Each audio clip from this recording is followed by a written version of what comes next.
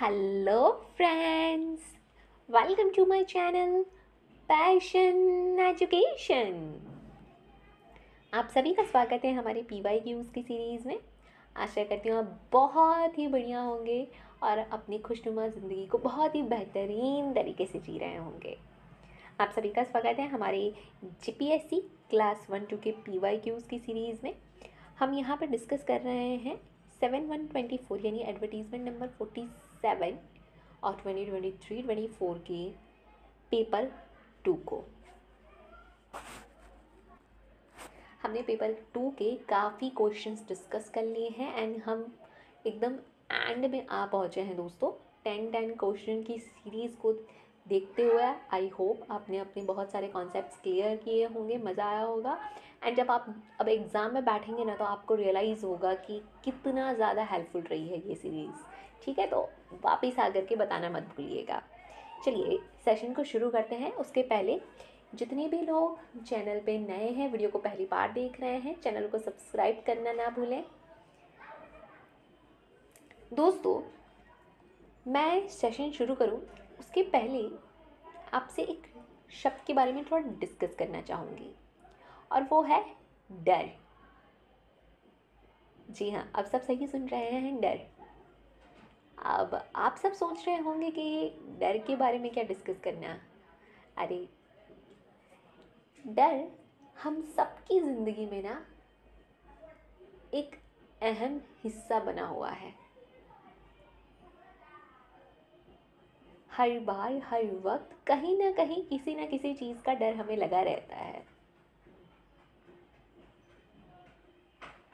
बेहतरीन परफॉर्म ना कर पाने का, फेलियर का डर। एंड अब जहाँ ज़िंदगी सोशल मीडियाज़ पे दिखाई जा रही है कुछ इस तरीके से कि लोगों की खुशी, मतलब जितना लोग खुश नहीं हैं उससे भी ज़्यादा खुश दिखाए जा रहे हैं, तो ये खुशियों की रेस में, खुश होने की रेस में ना हम पीछे हैं, उसका भी डर। ये थोड़ा अजीब वाला डर है। बट मैं आपसे बात करना चाहूँगी अपने काम को लेकर के जो डर होता है। कोई काम शुरू करने से पहले का डर, काम करते हुए डर, रिजल्ट कैसा होगा उसका डर। देखिए दोस्तों, डर सबको लगता है। जब आपको डर लगे ना तो ये मत सोचिएगा कि सिर्फ एक आप हैं जो उस इमोशन या उस एहसास से गुजर रहे हैं। याद रखिएगा, डर सबको लगता है। जी हाँ, वही एडवर्टीजमेंट की लाइन बोलूँगी, डर सबको लगता है, गला सबका सूखता है। तो ये चीज़ें हर एक किसी के साथ होती है। हर कोई आपको आके बताता नहीं है, उसका जिक्र नहीं होता, इसलिए आपको लगता है कि आपको ही लग रहा है, क्योंकि उस एहसास से सिर्फ आप ही रूबरू हो रहे हैं। पर ये डर उतना भी डरावना नहीं है जब जितना हम उसे सोचते हैं। जानते हैं क्यों? ज़रा गौर कीजिए अपनी लाइफ के उन इंसिडेंट्स पे जहाँ पे आपको डर लगा होगा, बट आपने वो काम बहुत ही बेहतरीन तरीके से किया होगा।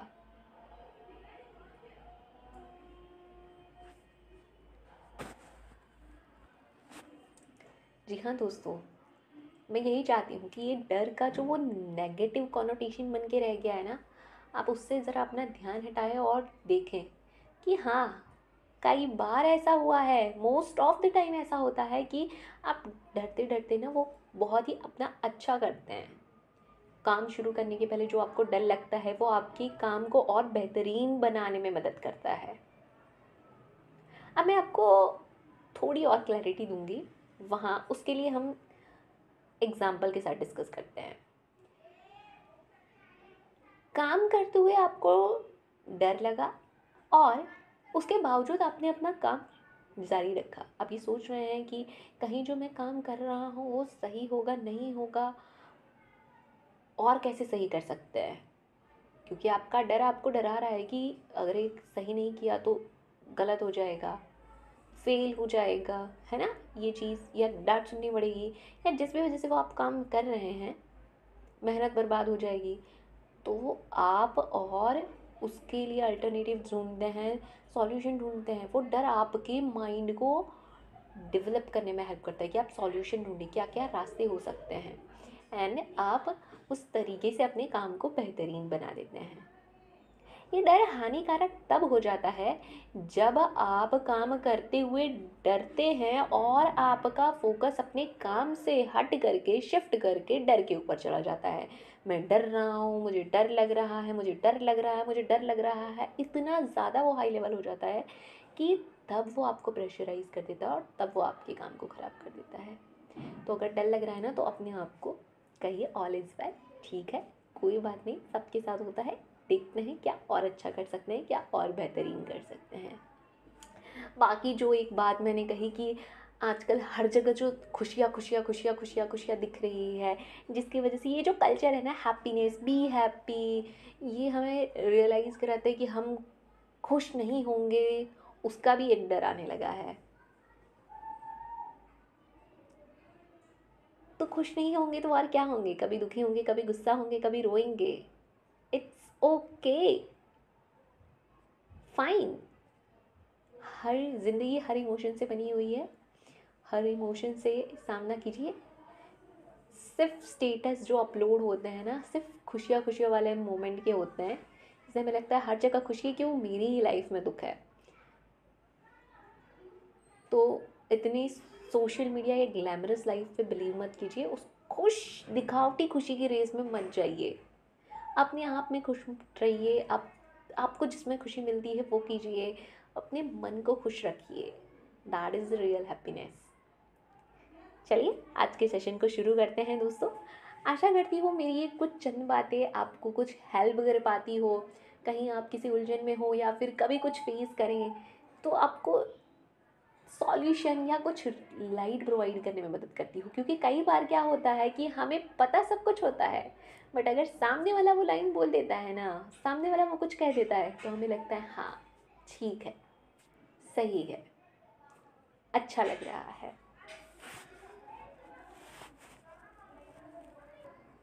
दोस्तों चलिए अब पढ़ाई कर लेते हैं थोड़ा।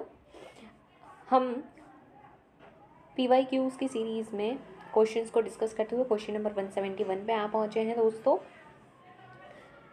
यहाँ के बाद आप जितने भी क्वेश्चंस देखेंगे बड़े ही फैक्चुअल होंगे, पर्टिकुलर ईयर बेस्ड होंगे, कुछ इवेंट बेस्ड होंगे, और ऐसे इवेंट पे होंगे जो ठीक है इस बार ज़्यादा महत्व दे दिया गया, पेपर में पूछ लिए गए, पर वो उतने महत्व के होते नहीं हैं, या उनके चांसेस हर बार एग्ज़ाम में पूछने के कम होते हैं। तो जहाँ पे ऐसे क्वेश्चंस आएंगे वहाँ पे मैंने कुछ ज़्यादा एक्सप्लेनेशन के लिए नहीं लिया है, बस हम उस क्वेश्चंस को देख लेंगे, समझ लेंगे और आगे बढ़ेंगे। इससे ही ध्यान में रखते हुए मैंने आज के वीडियो में ज़्यादा क्वेश्चंस लिए हैं। Who won the British Academy Book Prize for Global Cultural Understanding in 2023 for his or her debut book Courting India, England, Mughal India and the Origins of Empire? So यहाँ पे correct option हो जाता है D, Nandini Das. Question number 172, according to Statista, what is India's rank in the number of fintech unicorns worldwide? यहाँ पे correct option हो जाता है ए, थर्ड। तो हम समझेंगे फिनटेक यूनिकॉर्न्स क्या होते हैं। पहले समझ लीजिए fintech, a combination of term financial and technology, refers to businesses that use technology to enhance or automate financial service and processes. Fintech दो शब्दों का, फिनेंशियल और टेक्नोलॉजी से बना हुआ, एक ऐसे बिजनेस की तरफ आपका निर्देशक करता है कि जिन्होंने टेक्नोलॉजी को यूज़ करके जो फिनेंशियल सर्विस है वो प्रोवाइड करने की कोशिश की हो।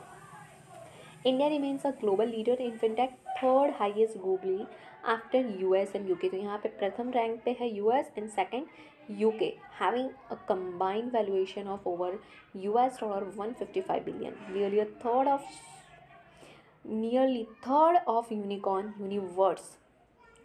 Soon to be unicorns comprise fintechs. As per Startup India, an initiative by Ministry of Commerce and Industry, the market size of India's fintech industry is expected to reach $150 billion by 2025. Question number 173, which city is known as tea city of India? And यहाँ पे correct option हो जाता है D, Dibrugarh. So India second largest producer है T का globally, and northern part of India is the biggest producer, जो contribute करता है 83% ऑफ कंट्री का एनुअल टी प्रोड्यूसिंग। मेजोरिटी जो है वो आता है आसाम से, सेकेंडली वेस्ट बंगाल से। Assam valley and Cachar are two tea producing regions in Assam.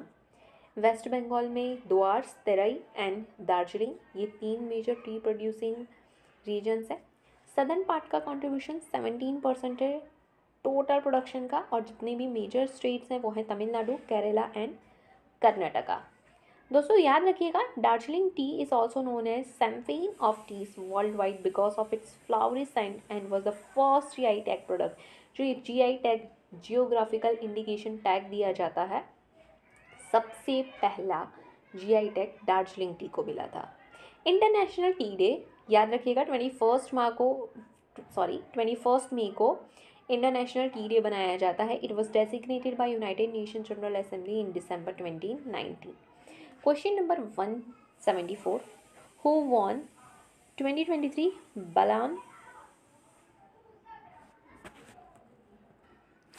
Balan d'Or for man? And यहाँ पे करेक्ट ऑप्शन हो जाता है B, Lionel Messi. Question number 175, which global technology leader partner with Tata Play Fiber to launch India's first WiFi ready broadband network?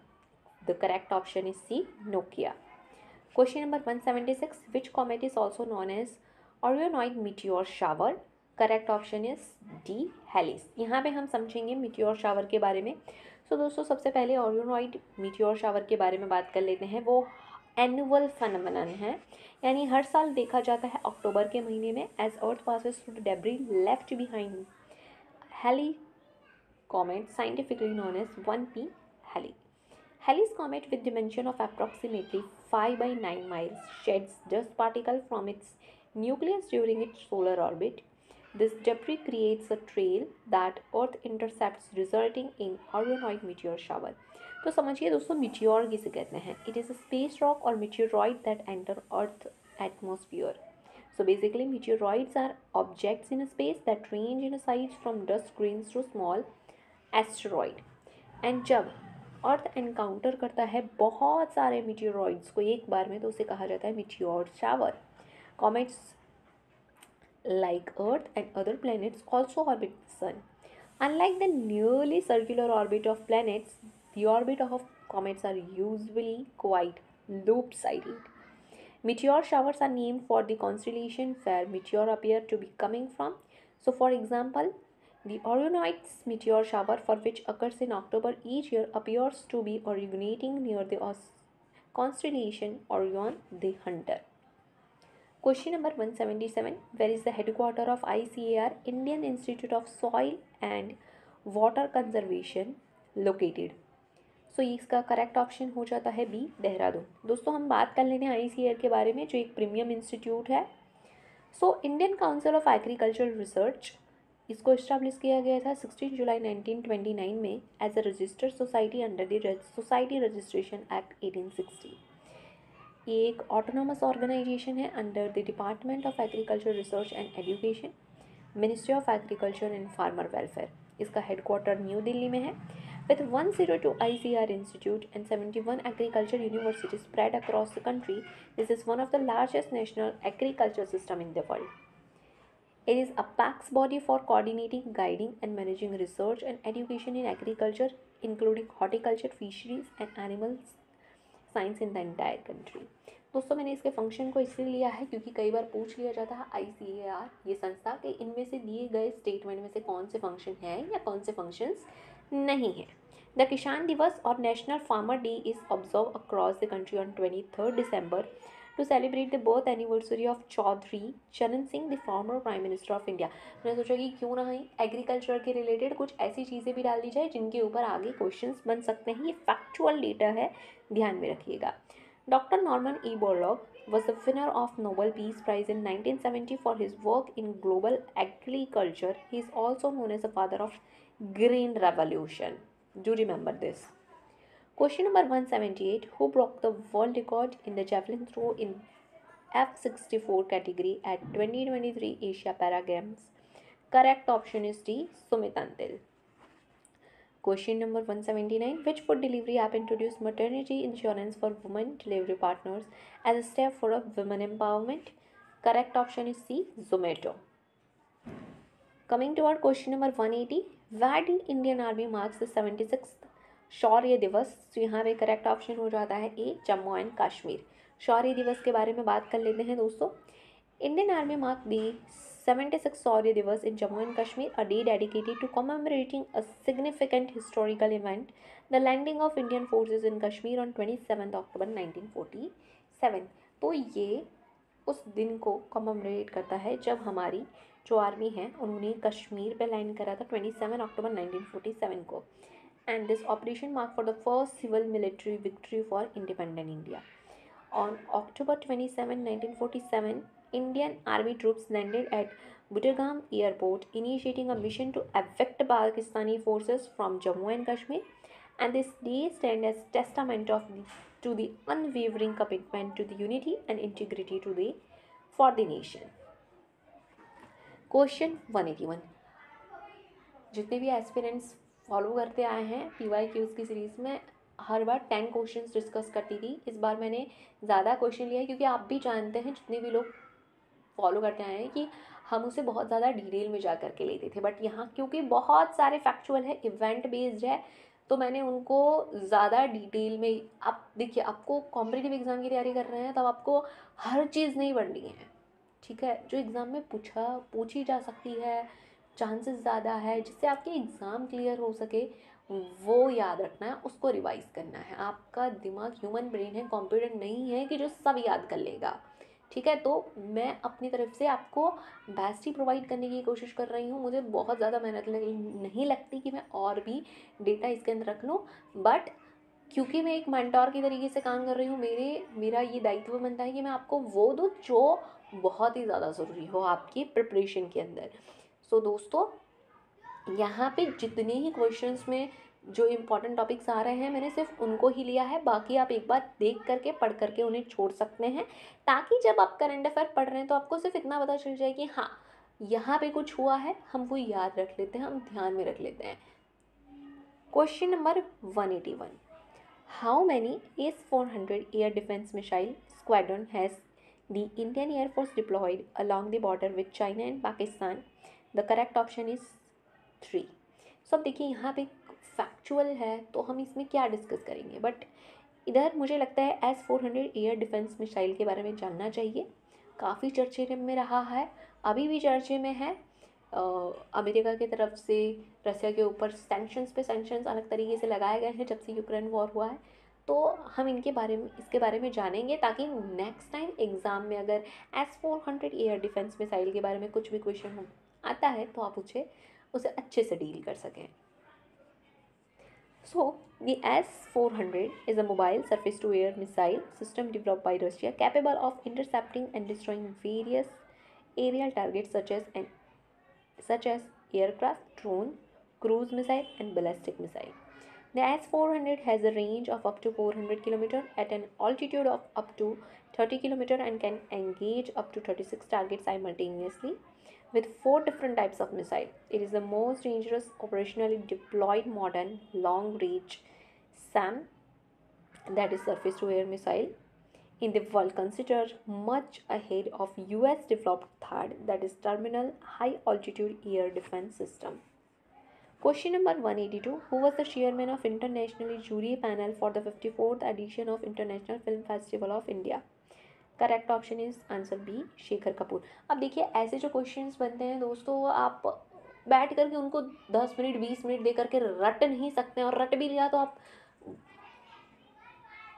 2 महीने बाद शायद भूल जाए, उसके बहुत ज़्यादा चांसेस हैं. तो ऐसे क्वेश्चंस पे फोकस कीजिए जो कॉन्सेप्चुअल हैं, जो बहुत ज़्यादा पूछाने की जिनके चांसेस हैं, ठीक है. अब आप इस एक क्वेश्चन के पीछे भागेंगे तो शायद आपके ब्रेन में 10 दूसरे क्वेश्चन को सॉल्व करने के लिए जो इन्फॉर्मेशन, जो डेटा चाहिए, वो रखने की स्पेस ना रहे. तो मैं वो नहीं चाहती हूँ. बस हम इस क्वेश्चन को डिस्कस कर चुके हैं, इसलिए मैं जहाँ ज़रूरी है वहाँ पे ही आपको डेटा प्रोवाइड कर रही हूँ. Question number 183. Which Indian aerospace organisation unveiled its Vikram 1 orbital rocket in October 2023? So correct option is answer D, Skyroot aerospace.